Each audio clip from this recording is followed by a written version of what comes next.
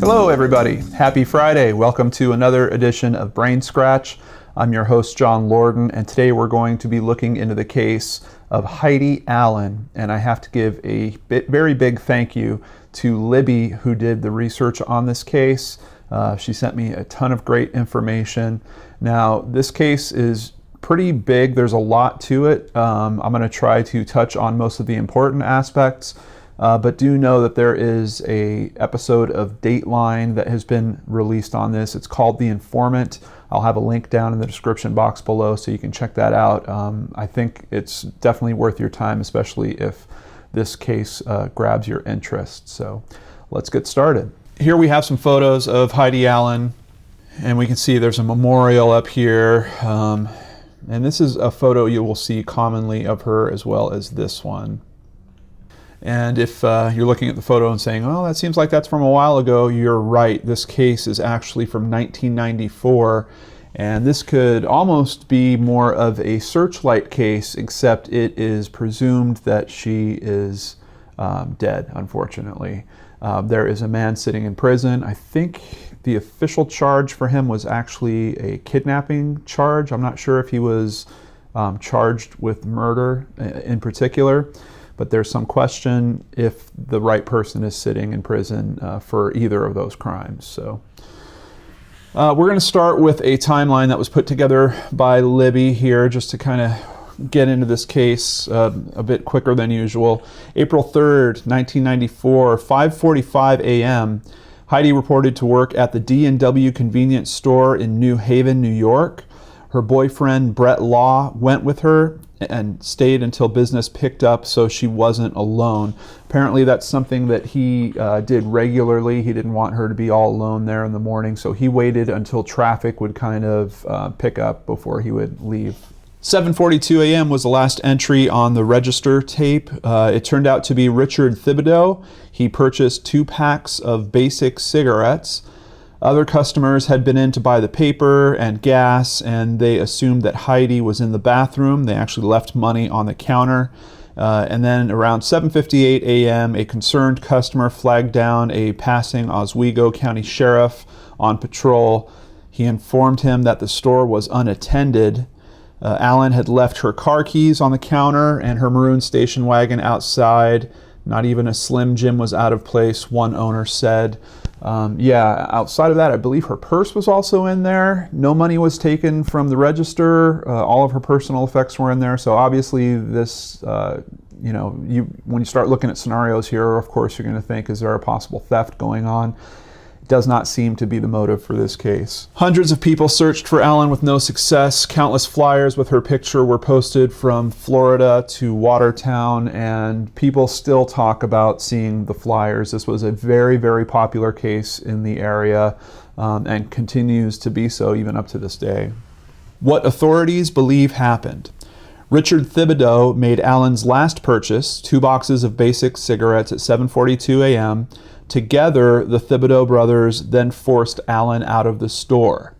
Noteworthy, Richard contacted the police after hearing of Heidi going missing. He detailed his purchase and a man that held the door open for him, all of which was verified by the other customer, who never said Richard had anyone with him.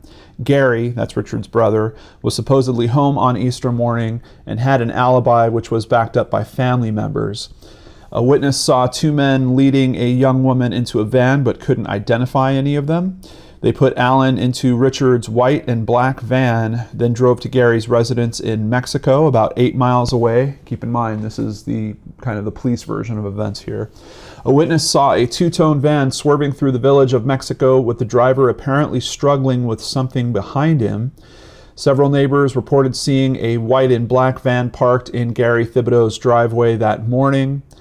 Hours later, Gary Thibodeau and his then-girlfriend drove to Massachusetts, where he was originally from, where their 1983 Cadillac broke down. They had to replace a drive shaft 2 days later on April 5th, 1994, according to a receipt from a mechanic shop in Leominster, Mass.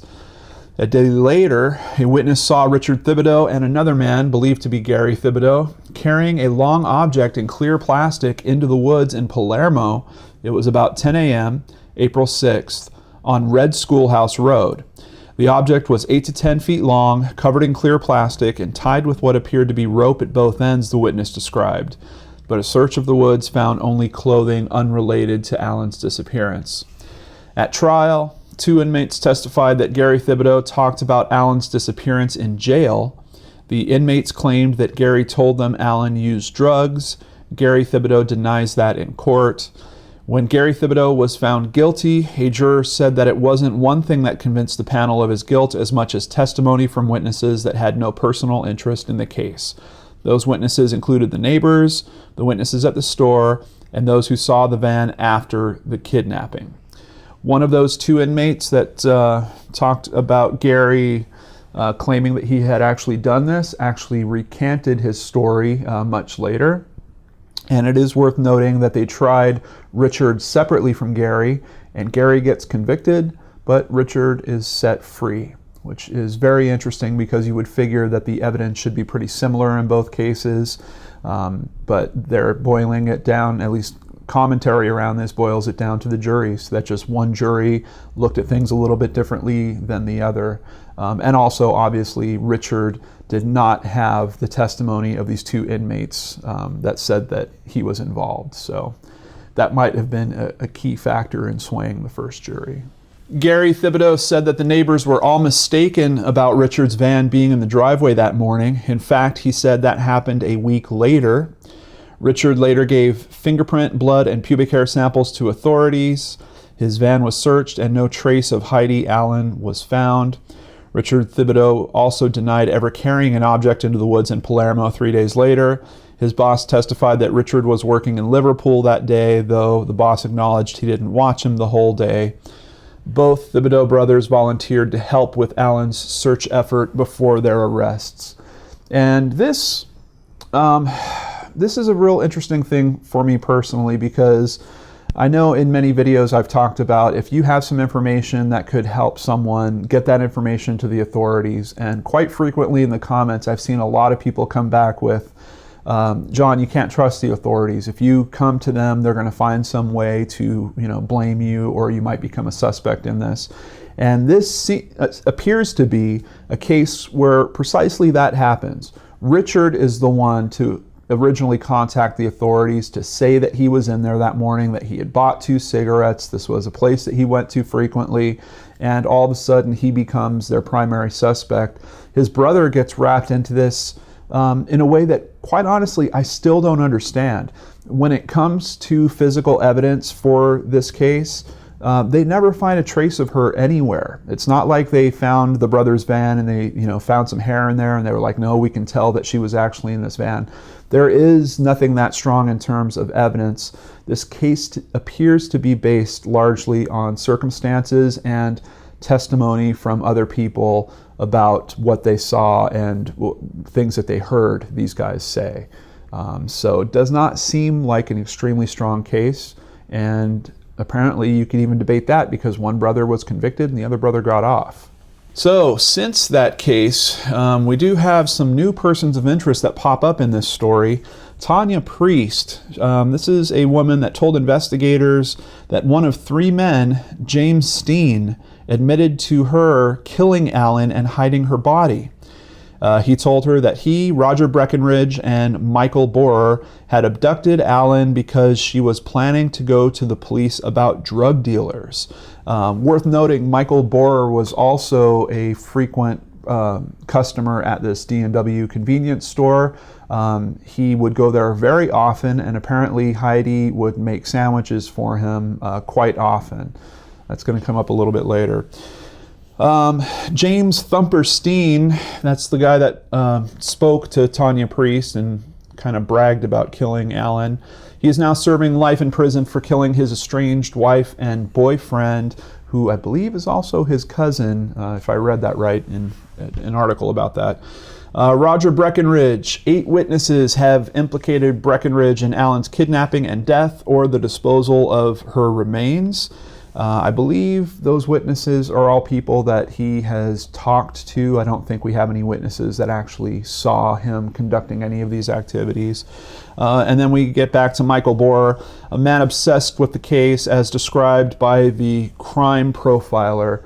There's kind of a famous criminal profiler, and he noted that the person that did this would likely be tracking every piece of media that happened around this case and would try to inject himself into this case in some way. And Michael Bohrer was found with several boxes containing clippings all about this case, as well as personal notes that he had written on this case. We'll get into him a bit more later. He has also threatened people to do to them what he did to Heidi. Jennifer Westcott, that's Roger Breckenridge's ex-girlfriend, in a secretly recorded phone call in 2013, Westcott told Tanya Priest that Breckenridge, James Steen, and Michael Bohrer brought the kidnapped Allen to her house in a van. She said that they didn't actually bring her into the house, that they had kept her out in the van, but this woman appears to have some information. She didn't know that call was being recorded, and when she was confronted by police about it, she started kind of doubling back and retracting her statements. They let her know, hey, look, we have you recorded saying this stuff, and then she kind of pushed forward and started agreeing to some of the statements again. But due to that flip-flopping, I think that it kind of weakened her testimony when they got to an appeals trial for Gary to try to get his charges reversed. So as you can see, for a case that took place in 1994, we certainly have a lot of recent developments. This is an article from May 23rd, 2016. That's only a couple days after the Dateline episode aired. It was 22 years ago now when 18-year-old Heidi Allen disappeared early Easter Sunday morning in 1994 from the D&W convenience store that she worked for in New Haven. Just another little tidbit I bumped into. Apparently that store was supposed to be closed that day, and I don't know if it was a last-minute decision or not, but I guess the owners wound up wanting it open, and she went in. So I kind of wish that they would have kept it closed that day. Despite the years that have passed, this particular case has recently caught national attention when it aired on Friday, May 20th, as an episode on Dateline NBC entitled The Informant. I think the national attention is good to show the injustice in our country. Perhaps it will force our country to do their job. I hope it will encourage others with information to come forward, said Gary Thibodeau's niece, Amanda Crawford. Richard Thibodeau admitted to Dateline his skeptical reception to law enforcement since the trial for himself and his brother all those years ago, saying that he now lives in fear and regrets most making that phone call to the sheriff's department that ultimately landed his brother in prison. So if you're getting little hints of making a murderer, I certainly feel that this case is headed in that direction. I'm really happy that there is so much media that is kicking up around this, and I have to say Syracuse.com has one reporter in particular, I believe his name's John O'Brien if I'm recalling correctly, that is doing a fantastic job of really staying on top of this case, getting a lot of new information and releasing it and making it quite public. And as a matter of fact, if this thing ever does get overturned, I think that he's due to be patted on the back for helping to expose some of this new information. If you do go looking for the episode, just know that for some reason the official Dateline website has two listings for this link, and one of them does not work. The other one does, so I've put the working one in the description box for you below, but it might go away at some point. So if you go to that link down below and it's no longer there, just do another Google search specifically for Dateline, The Informant. That's the name of the episode, and hopefully you'll find it reposted somewhere else. So what about this talk about drug charges? I mean, what does she have to do with drugs? Well, there's a pretty interesting wrinkle in this story that I definitely didn't see coming when I first started looking into it. For 20 years after Heidi Allen disappeared, there were questions about whether or not she had been a confidential drug informant. Last year, court filings showed she had an informant ID card and a code name, along with a 20-year-old report from the sheriff's department saying Allen volunteered to be an informant. Heidi Allen's aunt, Martha Sturtz, met with Oswego County Sheriff's investigators on September 8th. In a recorded interview, Sturtz says Allen, who was then 15 years old, had been babysitting her cousin Melissa Searle's child at a house on Pleasant Point Road near Lake Ontario in the early 1990s. Heidi got so she was staying there instead of coming home and got in with the whole group. They were having a booze party, quote.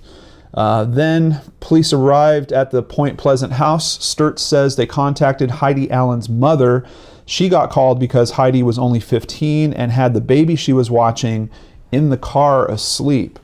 So at this point you have at least underage drinking, possibly child endangerment with having the child outside in the car, probably a few serious charges, especially for a 15-year-old. So I think they might have had some leverage here in terms of turning her into an informant, but I think that would only happen if there was something about drug use here. And even though it doesn't state it particularly in this part of the article, I think Ms. Sturtz gets to leaking that information a little later in this article.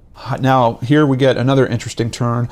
Heidi Allen's uncle is Russell Sturtz. Sturtz was a town justice in New Haven. Martha Sturtz told investigators tension between Allen and her parents led to a person in need of supervision petition for Allen, also known as a PINS petition. Sturtz says her husband intervened to help his teenage niece. Quote, she was at these parties, and so she wouldn't get in trouble. He contacted somebody and talked to her about doing a PINS, and if she gave them information, they wouldn't charge her. Sturtz said Heidi Allen was not living at home when she disappeared, and she had been living with another aunt and grandmother for 5 or 6 months. Quote, we kept all of that hidden because it was connected to Melissa and the drug stuff that she was into and got Heidi involved in, and Heidi got in all this trouble, said Sturtz. So there it sounds pretty clear to me that Heidi might have also been involved in some type of drug use. That charge would seem more likely for them to try to get her to roll on potentially who she was buying from and get her into this informant status. Heidi apparently was a very smart girl and pretty brash and brave. Her sister speaks very highly of her. So I think that when she was presented with this opportunity to maybe make these charges go away by helping the police, maybe that appealed to her in some way, and possibly that is part of what happened to this young woman. It's pretty strange to me that in terms of talking about the Thibodeau brothers, we never really get to the point of a motive. We know nothing was taken from there. As a matter of fact, it seems kind of silly to me that Richard would go in and actually even conduct a transaction if he was thinking, oh, hey, we've got this great opportunity to kidnap this girl here. Why is he going to buy the cigarettes? Why not kidnap her and then take a few cartons of cigarettes if that's what he wants? The logic around all that really, really fails me. And when they don't understand the motive, I don't know how these cases get through, but occasionally, sometimes they do. I think there's an assumption because she's a young girl, she was a pretty girl, that this could be motivated by some type of sexual crime just right off the bat. And honestly, I had the same feeling when I first started looking into this case. But when you take this other aspect in consideration, I mean, she's a confidential informant for police. You know, she's out there trying to bust drug dealers. That really puts a whole different spin on this for me personally. And if I was on a jury and that information had come out, I would certainly say that there should be some reasonable doubt around that. Now what's interesting is in Richard's trial, apparently that was known. But in Gary's trial, it seems like for some reason his legal team did not get that same notification about knowing that she was doing this type of work. So they weren't able to use that in their defense. They tried to bring this up just recently, actually, in one of his appeals to get this looked at again, but it doesn't look like that's going real well. Speaking of the appeal, Thibodeau Appeal, Sheriff's Office steered Heidi Allen case to cover their own wrongdoing. And here we have a picture of Lisa Peebles, who is the main attorney that is now trying to help Gary through this process. The Oswego County Sheriff's Office improperly directed its investigation into the 1994 kidnapping of Heidi Allen at a pair of brothers to conceal deputies' own wrongdoing, a defense lawyer argued in court papers. Lisa Peebles, a lawyer for one of the brothers, Gary Thibodeau, made the accusation in a 114-page brief she filed Tuesday with a state appeals court. Thibodeau, 62, was the only person convicted of kidnapping Allen, 18, from her job at the D&W convenience store in New Haven on April 3rd, 1994, and presumably killing her. His brother, Richard Thibodeau, was acquitted in a separate trial. They were accused of acting together. Thibodeau claims prosecutors did not disclose all documents about Allen working as a confidential informant for Oswego County Sheriff's deputies, and that her status as an informant was compromised in 1992. That's when a sheriff's deputy accidentally dropped Allen's index card and photo in the parking lot of the D&W.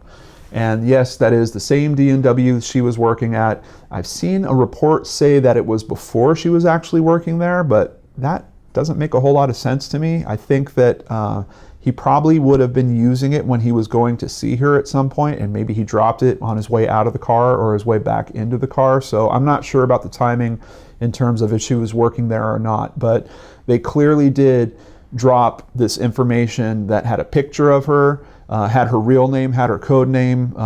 Pretty telling stuff, especially if it got into the wrong hands. Now, the sheriff's claim, well, no one saw it because the owner found it and gave it back to us. That doesn't mean no one saw it. You don't know who could have taken a look at that before the owners of the D&W found it. So, but that is kind of the assumption that they used in court.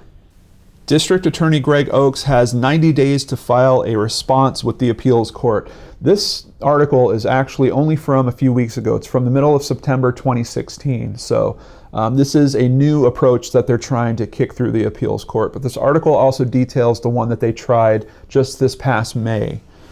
Peebles also asked the appeals court to overturn Thibodeau's conviction based on new evidence in a filing in May. The most significant was a secretly recorded phone call in which Jennifer Westcott said her boyfriend and two other men brought what she believed was the kidnapped Allen to her home in 1994 and left her in a van. Allen's informant status gave those three men, Roger Breckenridge, Michael Bohrer, and James Steen, a motive for kidnapping her, Peebles wrote. At least 14 witnesses testified last year that Steen, Breckenridge, or Bohrer made admissions to them about their involvement in the kidnapping or disposal of Allen's body. Judge King rejected that recorded phone call as, quote, wholly unreliable. And even if you reject that phone call, I don't know how you reject all these witnesses. And keep in mind, you don't need to prove that these guys necessarily did it. All that Attorney Peebles has to do here is to try to get the judge to acknowledge if this information was brought up in the trial before, could that have provided reasonable doubt to the jury to make them think twice about the conviction that they actually handed down. And quite honestly, from what I'm seeing, there's a lot of information pointing at these three guys, and in particular, there's a lot of information about Michael Bohrer, but it seems like the judge is being a bit hard-headed about his ruling on this. And just so you know who I'm talking about, this is a picture of Michael Bohrer, actually from back in the day. This is February 21st, 1981, but here he is now. And this is the guy that at least the profiler says is acting a lot like the person that they should be looking for. On top of that, Syracuse.com also released this information. Brother of possible Heidi Allen kidnapping suspect reveals cryptic detail. Sometime before Heidi Allen was kidnapped in 1994, Michael Bohrer had his brother go into the store where she worked and look for a particular female employee, the brother says. Quote, I went in the store and there was no girl working there, so I went back to his car and said, she's not there, John Bohrer said. John Bohrer said he doesn't know who the girl was or when he went into the store looking for her. John Bohrer moved out of Oswego County sometime before Allen's kidnapping. John Bohrer said he had no involvement in the April 3rd, 1994 kidnapping of Allen from the D&W. The Bohrers have a history of working together to grab a young woman they didn't know. They were charged in 1981 with unlawful imprisonment after Michael grabbed a woman around the throat and dragged to his car where John was inside. They tried to get the woman, Catherine Schmidt, into the car but let her go. Michael Bohrer was convicted and was sentenced to 2 years probation. The charges against John Bohrer were dropped. Michael Bohrer testified in January that he went into the D&W nearly every day and that Allen used to make his sandwich. He testified at a hearing to determine whether Thibodeau should get a new trial. John Bohrer said his brother was capable of kidnapping a young woman. It's a possibility, John Bohrer said. Another thing that comes out in this article, John is very clear that his brother was indeed dealing drugs, at least marijuana. He says they were not involved in selling cocaine, but they were selling marijuana, and that's part of a fight that happened between the two of them and why John moved away. Allen told a co-worker shortly before the kidnapping that she was working as a confidential drug informant for the Oswego County Sheriff's Office. Allen said she was afraid because investigators wanted her to start informing on cocaine dealers, not just marijuana dealers, the co-worker said. Allen's boyfriend, Brett Law, told sheriff's investigators last month that she was worried before the kidnapping about a, quote, cokehead who lived near the store. Allen told Law that the unidentified man had threatened to harm anyone who turned him into police, Law told investigators. Michael Bohrer told Syracuse.com last year that he knew an index card listing Allen's confidential informant information was dropped in the parking lot of the D&W sometime before the kidnapping. He said he was aware of that even though it was never revealed in Thibodeau's trial or in the media. So this gets pretty creepy to me. He's saying that he actually has knowledge of that drug informant card, even though it didn't come out through media or the trial at that point. How does he know about that? Also, considering this is a local convenience store where he is going daily, is he potentially doing drug deals there? Is he having people meet him there? Maybe she was noticing it. Maybe she was calling these things in to get him in some type of trouble, and he came to know it. Or maybe he was just worried about it. Maybe she wasn't even looking at him, but he found out about her being an informant and spun it up in his own head and figured that he had to do something to silence her. There's a lot of possibilities that go on around this when you have this information being leaked like that. And even if you look at how the judge is handling this and how the DA is talking about this case, there's some little part of me that's asking, are these guys trying to cover something up here? Are they trying to cover up the fact that the sheriffs kind of blew it by leaking knowledge of what she was doing to the wrong people? Or even putting her in that position? I mean, I wouldn't want my teenager doing something like that. I wouldn't want them getting involved in criminal elements like that so that they could become some kind of informant to get off on a charge that they had. Or I would totally, personally advise my kids against doing that. Take whatever charge they want to stick on you. Do your time, do your sentence for whatever that charge is, and move forward. But to put yourself in a position like this seems a bit risky to me, and it seems like no one is really acknowledging that risk. Now, in one of the appeals trial that happened earlier in 2016 on this case, apparently the sheriffs are saying, well, we weren't having her work on any currently active case. And that means that she wasn't at risk at all. I don't understand that logic whatsoever.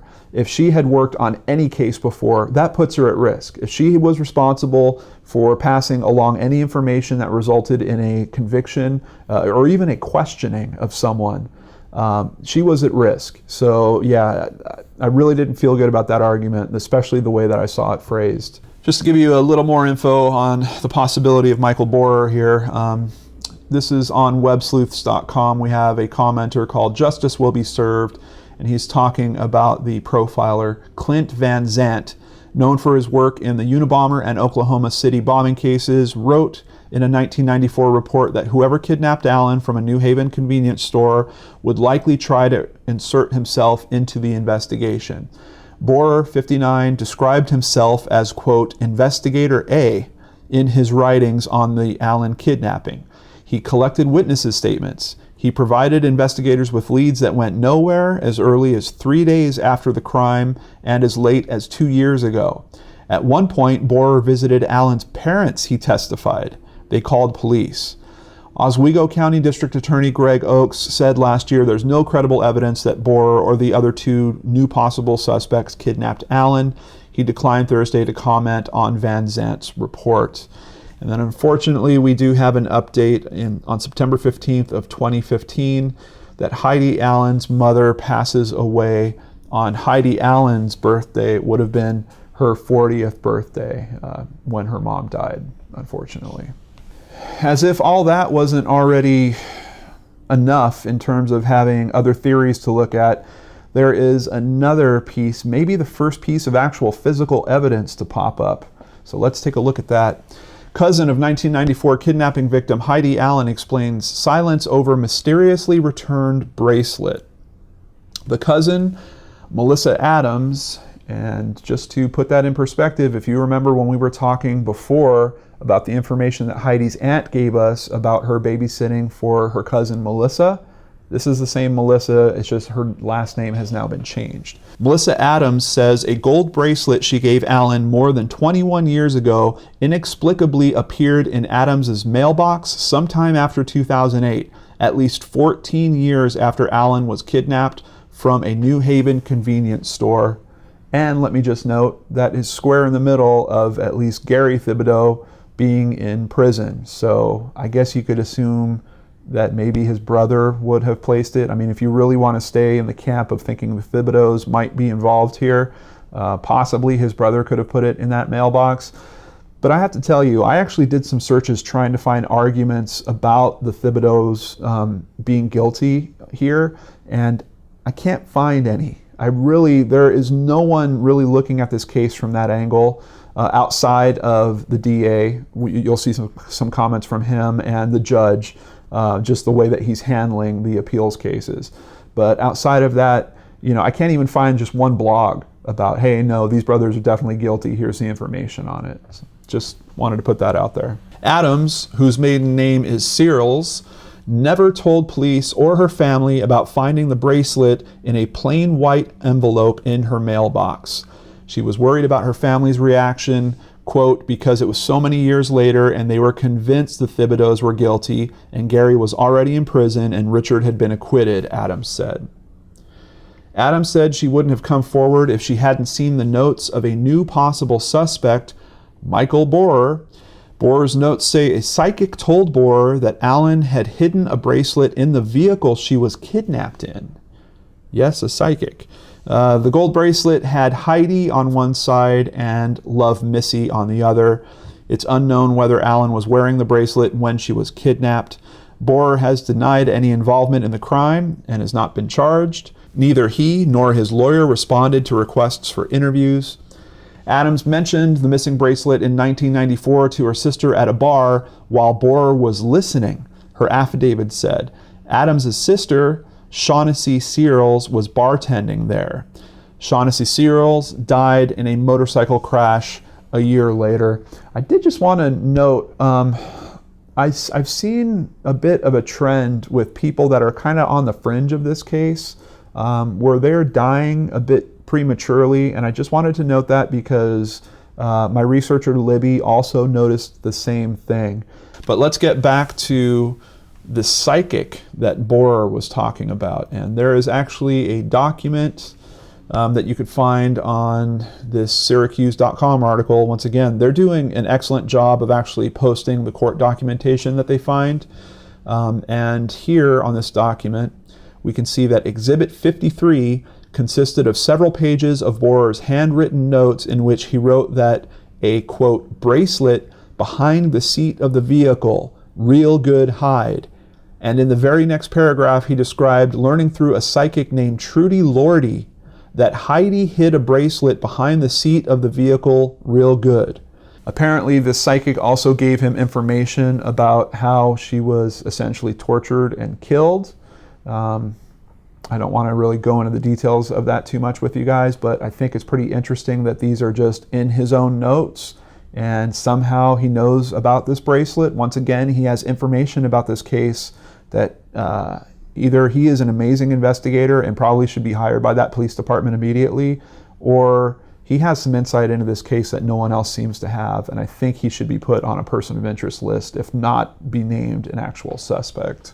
It's even noted in this court documentation here, there was nothing mentioned in his handwritten notes to suggest he investigated anything pertaining to Allen's abduction. To the contrary, his notes appear to be a record of his personal knowledge, albeit he claims his knowledge was acquired through the use of a self-proclaimed psychic.